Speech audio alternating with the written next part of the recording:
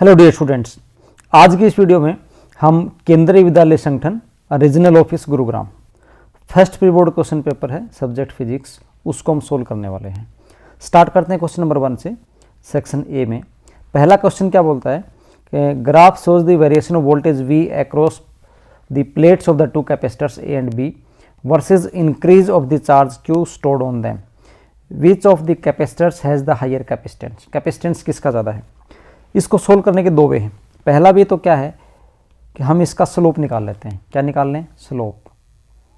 और स्लोप जो होगा परपेंडिकुलर बाय बेस, तो परपेंडिकुलर तो हो जाएगा वोल्टेज और बेस में क्या आ जाएगा ये चार्ज Q, और V अपॉन Q हो गया 1 डिवाइडेड बाई C, और हम कहेंगे C is equal to 1 divided by slope. मतलब जिसका स्लोप ज़्यादा है उसका कैपेसिटेंस कम है। तो हम देखते हैं कि A का स्लोप ज़्यादा है, B का स्लोप कम है, तो हम लिख सकते हैं कि CA is less than CB। ये पहला वे है। इसको सोल्व करने का दूसरा वे ये है कि इस क्वेश्चन में आप चार्ज को कांस्टेंट मान लो। तो जब मैं चार्ज को कांस्टेंट मानता हूँ तो B के लिए जो वोल्टेज है ये हो जाएगा यहाँ पे VB, और उसी चार्ज के ऊपर A का जो वोल्टेज है वो हो जाएगा VA।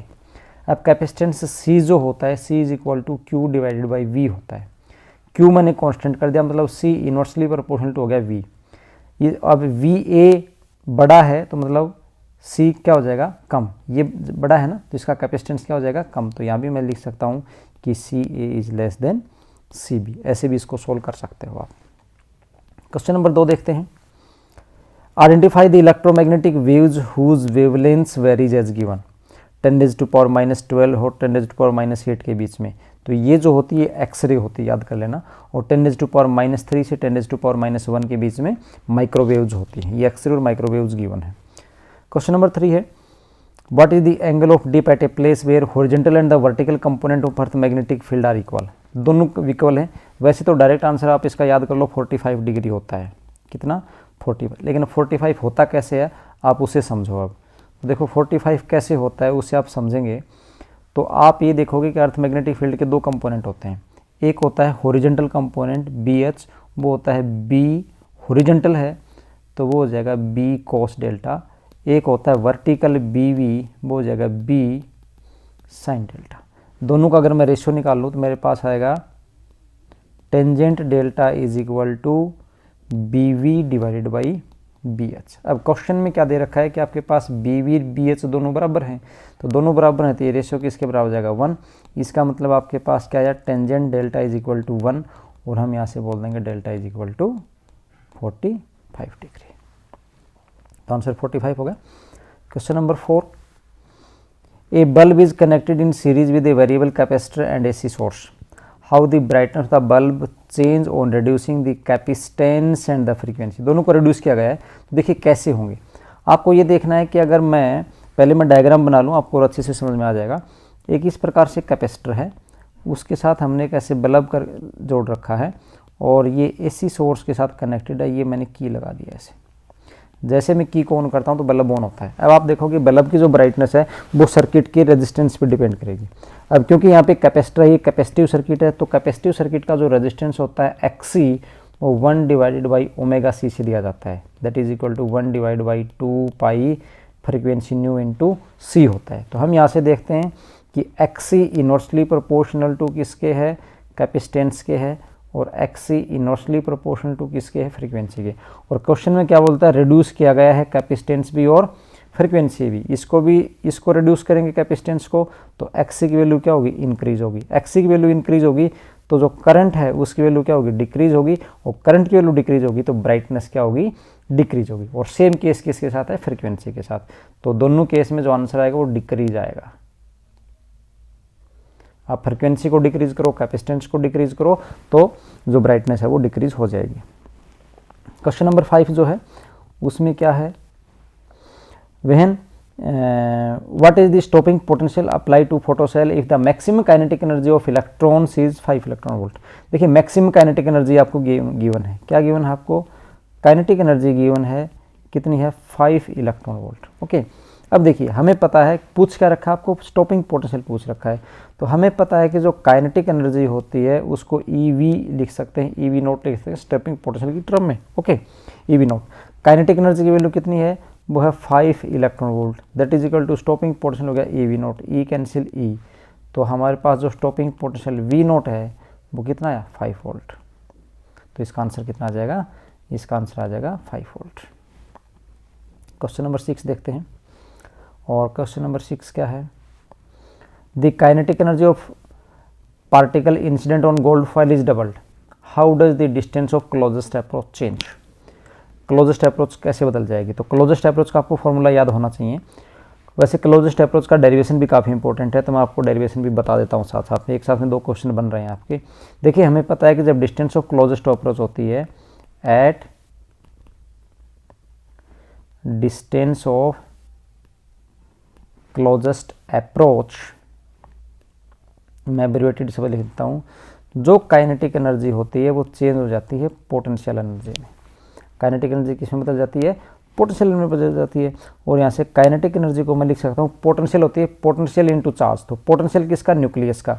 जैसे ये न्यूक्लियस है और अल्फा पार्टिकल ऐसे यहाँ तक आया और यहाँ से फिर वापस हो गया, तो यहाँ से लेकर यहाँ तक की जो डिस्टेंस है, जो मैं यहाँ से रेड लाइन से मार्क कर रहा हूँ, ये जो डिस्टेंस है ये आर नोट है, डिस्टेंस ऑफ क्लोजेस्ट अप्रोच। और यहाँ से ये रिवर्ट हुआ है, बैक हुआ है, यहाँ से रिवर्स हुआ है, तो यहाँ पे पोटेंशियल कितना होगा, तो यहाँ पे जो पोटेंशियल होगा वो होगा K Z E divided by R naught, और इनटू चार्ज, मान लीजिए अल्फा पार्टिकल आ रहा है तो चार्ज कितना हो जाएगा 2e, तो ये मेरे पास हो गया 2k Z E square divide by R naught, और distance of closest approach R naught यहाँ से हो जाएगा 2k Z E square divided by kinetic energy. अब क्वेश्चन में क्या बोला, काइनेटिक एनर्जी को मैंने क्या कर दिया, काइनेटिक एनर्जी को कर दिया डबल, तो काइनेटिक एनर्जी को डबल करूंगा तो डिस्टेंस ऑफ क्लोजेस्ट अप्रोच है कितनी हो जाएगी, हाफ, तो इसका आंसर कितना आएगा, ये हाफ हो जाएगी। नेक्स्ट क्वेश्चन देखते हैं, given the value of ground state energy of hydrogen atom -13.6 electron volt, find out kinetic and the potential energy of the ground state. देखिए इसका फॉर्मूला होता है क्या, कि जो काइनेटिक एनर्जी होती है वो होती है negative of total energy, kinetic energy क्या होती है, नेगेटिव ऑफ टोटल एनर्जी, और जो पोटेंशियल एनर्जी होती है वो होती है -2 टाइम ऑफ टोटल एनर्जी। अब यहाँ से जो टोटल एनर्जी आपके पास है, माइनस नहीं प्लस ही रहेगा, टोटल एनर्जी है -13.6 इलेक्ट्रॉन वोल्ट है, तो यहाँ से अगर आप इसकी काइनेटिक एनर्जी तो निकालोगे, काइनेटिक एनर्जी तो हो जाएगा +13.6 इलेक्ट्रॉन वोल्ट, और जो इसकी आप पोटेंशियल एनर्जी निकालोगे, पोटेंशियल एनर्जी वो 2 टाइम ऑफ टोटल एनर्जी होता है, तो 2 टाइम ऑफ -13.6, तो ये आपके पास हो जाएगा 27.2 माइनस इलेक्ट्रॉन वोल्ट। तो ये तो आपके पास क्या होगी, पोटेंशियल एनर्जी, और ये आपके पास क्या होगी, kinetic energy. Question number 6 complete हुआ। 7 देखते हैं, compare the radius of the 2 nuclei with the mass number 1 and 27 respectively. देखिए रेडियस का मास नंबर के साथ क्या रिलेशन है, तो वो फॉर्मूला आपको पता है न्यूक्लियस के केस में, कि जो आर होता है, जो रेडियस होती है आर, वो होती है आर नोट कॉन्स्टेंट है, और ए रेज टू पावर 1/3, ठीक है। तो R1/R2 इज इक्वल टू हम लिख सकते हैं A1/A2, और इसकी पावर कितनी होगी 1/3। अब A1 और A2 कितने हैं, A1 A2 आपके पास हैं 1 and 27, तो इसको हम लिख सकते हैं 1/27, और इसका 1/3, और यहाँ से R1/R2 आपके पास हो जाएगा 1, 27 को लिख सकते हैं आप 3³ और इसकी power 1/3, that is equal to आ जाएगा 1/3। तो यहाँ से आपके पास आएगा R1/R2 इज इक्वल टू 1/3। इसका आंसर आपके पास कितना आ जाएगा, 1/3। क्वेश्चन नंबर 7 कंप्लीट हुआ। Question number 8, the graph shown in the figure represent the plot of the electric current versus voltage for a given semiconductor, identify the region in और which the semiconductor has a negative resistance. तो आप यहाँ से negative resistance देखना है, तो हम क्या देख रहे हैं कि ये ग्राफ यहाँ से लेके और बी पॉइंट तक अगर मैं इसका स्लोप देखता हूँ, स्लोप तो कैसा है, स्लोप पॉजिटिव है, और बी से अगर सी का, बी से लेके सी तक का जो स्लोप देखते हो तो यहाँ पे क्या है, नेगेटिव स्लोप है। और नेगेटिव स्लोप किसको रिप्रेजेंट करता है, नेगेटिव रेजिस्टेंस को रिप्रेजेंट करता है। तो यहाँ से रीजन आप देते हो slope of B C is negative, so resistance of the region B C is negative. Question number 9 पे चलते हैं। क्वेश्चन नंबर 9 क्या है, what happens to the width of depletion layer of P N junction when it is forward biased. जब forward bias होता है तो जो विड्थ होती है वो डिक्रीज हो जाती है। विड्थ क्या हो जाती है, डिक्रीज। विड्थ डिक्रीज होती है, इसका मतलब उसका जो आर है, आर भी क्या हो जाता है, डिक्रीज हो जाता है। और उसकी जो कंडक्टिविटी है, ये चीजें याद कर लो, कंडक्टिविटी है वो क्या हो जाती है, इंक्रीज हो जाती है। ठीक। पोटेंशियल बैरियर मैं अलग अलग लिख देता हूं। नंबर वन आपके पास क्या हुआ, विड्थ पूछ रखी है तो विड्थ डिक्रीज हो जाएगी। नंबर 2, 3 जो चीज़ें पूछ नहीं रखी है आपको बता देता हूँ। फिर आपके पास आएगा पोटेंशियल बैरियर, पोटेंशियल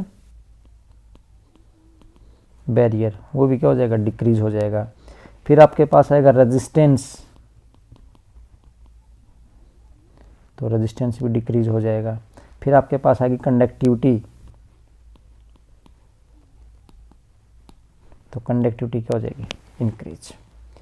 सेम अगर रिवर्स बायस के लिए पूछ रखा है, रिवर्स बायस करूंगा तो क्या होगा, तो रिवर्स बायस जब आप करते हो तो विड्थ है इंक्रीज होती है, पोटेंशियल बैरियर इंक्रीज होता है, रेजिस्टेंस इंक्रीज होता है और कंडक्टिविटी डिक्रीज होती है। किसमें, जो रेड है ये तो किसका है, फॉरवर्ड बायस का है। और जो ग्रीन वाला मैंने लगा रखा है, ये ग्रीन वाले हैं, ये किसके हैं, ये है रिवर्स बायस के। नेक्स्ट इसमें सेकंड पार्ट पूछ रखा है कि state the reasons why gallium arsenide is most commonly used in making the solar cells. Solar cell बनाने के लिए हम मोस्टली कॉमन GaAs को यूज़ करते हैं। क्यों, और उसका रीज़न ये है क्योंकि इस मटेरियल का जो अब्जॉर्प्शन कोफिशिएंट है, क्या एब्जॉर्प्शन कोफिशिएंट, इसका जो अब्जॉर्प्शन कोफिशिएंट है वो हाई होता है, इसलिए हम GaAs को यूज़ करते हैं। Question number 10, name the junction whose IV characteristics are given below. ये फोटो डायोड का होता है, याद कर लेना किसका है, ये फोटो डायोड का है। फिर आपके पास असर्शन एंड रीजन के क्वेश्चन हैं और पहला दे रखा है इसमें, the electrostatic force between the plates of charge isolated capacitor decreases when electric fields whole the space between plates. Dielectrics क्या करता है, डाइलेक्ट्रिक होल स्पेस को फिल कर लेता है, तो ये क्या बोलता है कि जो फोर्स होता है वो डिक्रीज हो जाता है। बिल्कुल ठीक है, क्योंकि जैसे मैं डाइलेक्ट्रिक डालता हूँ तो डाइलेक्ट्रिक डालने के बाद जो इलेक्ट्रिक फील्ड होता है वो डिक्रीज हो जाता है। ठीक है, इलेक्ट्रिक फील्ड डिक्रीज हो जाता है तो जो फोर्स होता है, क्योंकि इलेक्ट्रिक फील्ड के कारण लगता है, फोर्स किसके बराबर होगा, यहाँ पे Q × E होगा। E डिक्रीज हुआ तो फोर्स भी क्या होगा, डिक्रीज। तो जो असर्शन है ये तो बिल्कुल ठीक है। रीजन में क्या बोलता है, electric field between the plate of charge isolated capacitor increases, ये बात गलत है, इंक्रीज नहीं होता, ये क्या होता है, डिक्रीज होता है। इसका मतलब असर्शन ठीक है, रीजन गलत है। A is true, R is false, C, तो इसका आंसर क्या आएगा, C आएगा। 12th देखते हैं, magnetic field interact only with the moving charge not with the stationary charge. सही बात है, स्टेशनरी चार्ज के ऊपर मैग्नेटिक फील्ड कोई फोर्स लगाता है नहीं, मैग्नेटिक फील्ड का फोर्स स्टेशनरी चार्ज पे 0 होता है। फार्मूला आपको देखा होगा, F इज इक्वल टू क्या होता है, QVB sin थीटा, है ना। तो मतलब अगर V को आप 0 कर दोगे तो फोर्स क्या हो जाएगा, 0। तो फोर्स किस, ये मतलब मैग्नेटिक फील्ड कोई इंट्रैक्शन नहीं करेगा। असर्शन बिल्कुल ठीक है। रीजन पढ़ते हैं, रीजन क्या दे रखा है, a moving charge produce magnetic field, बिल्कुल सही बात है। मूविंग जो चार्ज होता है वो सोर्स ऑफ मैग्नेटिक फील्ड होता है, और मैग्नेटिक फील्ड अगर है तो मैग्नेटिक फील्ड है तो इसलिए क्या करेगा, मूविंग चार्ज साथ को इंटरेक्ट मैग्नेटिक फील्ड करता है। तो असर्शन भी ठीक है और रीजन भी ठीक है, तो इसका ऑप्शन क्या हो जाएगा, इसका ऑप्शन हो जाएगा A। 13th क्वेश्चन देखते हैं। 13th में क्या है, क्रिटिकल एंगल और the light passing from glass to air is minimum for the violet colour. ये बोलता है वायलेट कलर के लिए जो क्रिटिकल एंगल है वो मिनिमम है। तो क्रिटिकल एंगल वायलेट के लिए मिनिमम है, कैसे देखेंगे आप, देखो आपको ये पता है कि जब टोटल इंटरनल रिफ्लेक्शन होना होता है तो उस दौरान जब हम क्रिटिकल एंगल का और एंगल ऑफ इंसिडेंस का अगर हम रिफ्रैक्टिव इंडेक्स का रिलेशन देखते हैं तो आपको ये पता है रिलेशन कुछ इस प्रकार से आता है हमारे पास कि sine C is equal to 1 divided by mu, ये रिलेशन होता है क्रिटिकल एंगल और रिफ्रैक्टिव इंडेक्स का।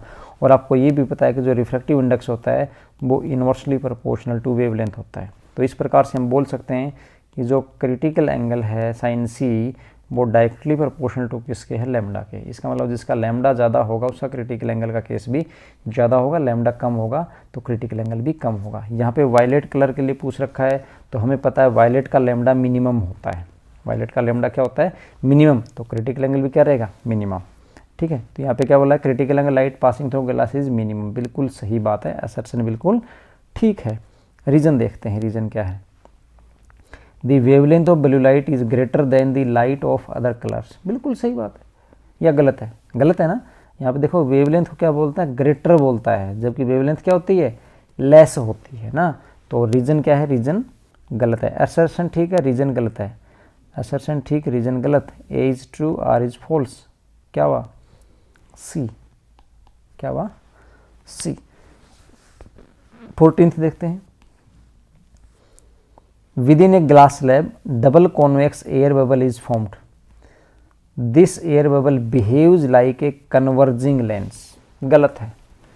क्यों गलत है, देखिए आपको एक बात याद कर लेनी है, अच्छे से ध्यान दे लेनी है। अगर डबल कॉन्वेक्स लेंस का अगर आप फॉर्मूला लिखोगे तो आएगा 1/f is equal to μ2 minus μ1 divided by μ1 into 2 divided by r, ये होता है। जहाँ पे μ2 क्या है, लेंस मटेरियल का रिफ्रैक्टिव इंडेक्स है, μ1 जो वो किसका है, सराउंडिंग का है, और ये किसका होगा, सराउंडिंग। इसको आप ऐसे भी लिख सकते हो 1/f is equal to μ2 divide by μ1 minus 1 और इंटू 2/r। ओके, ठीक है। अब देखो अगर सराउंडिंग का रिफ्रैक्टिव इंडेक्स, सराउंडिंग का रिफ्रैक्टिव इंडेक्स मटेरियल के रिफ्रैक्टिव इंडेक्स से क्या हो गया, ज़्यादा हो गया, सराउंडिंग का हो गया ज़्यादा, तो ये जो रेशियो है ये लेस देन 1 आएगा। और ये लेस देन अगर 1 आता है तो टोटल जो रिजल्ट है वो क्या हो जाता है, नेगेटिव। अब क्या कहा है, तो सराउंडिंग मटेरियल तो ग्लास स्लैब है और ग्लास स्लैब के अंदर एयर बना है। तो नॉर्मली अगर आप ग्लास का देखोगे तो रिफ्रैक्टिव इंडेक्स 1.5 होता है, एयर का कितना होता है, 1। तो इसकी जो वैल्यू है वो कैसी आएगी, फोकस नेगेटिव फोकस आएगा। और नेगेटिव फोकस होता है वो डाइवर्जिंग होता है, कॉनकेव होता है, और ये कन्वर्जिंग बोल रहा है ना, ये डाइवर्जिंग होना था। तो मतलब असर्शन क्या है, गलत। रीजन देखते हैं, रीजन में क्या लिखा है, refractive index of air is more than the refractive index of the glass. ये भी गलत है, ग्लास का तो 1.5 होता है, एयर का 1 होता है, तो एयर का तो लेस देन हो गया ना, तो रीजन भी गलत, असर्शन भी गलत, रीजन भी गलत। तो इसका आंसर क्या आएगा, इसका आंसर आएगा डी। ओके, नेक्स्ट वीडियो में हम सेक्शन बी को सोल्व करेंगे, जिसके अंदर एक तो एक केस स्टडी का क्वेश्चन है, question number 15 case study question है, और ये 2 केस स्टडी के क्वेश्चन दे रखे हैं इसके अंदर, एक ये दे रखा है इसके अंदर क्वेश्चन नंबर 16 भी, ये हम करेंगे हमारे नेक्स्ट वीडियो के अंदर।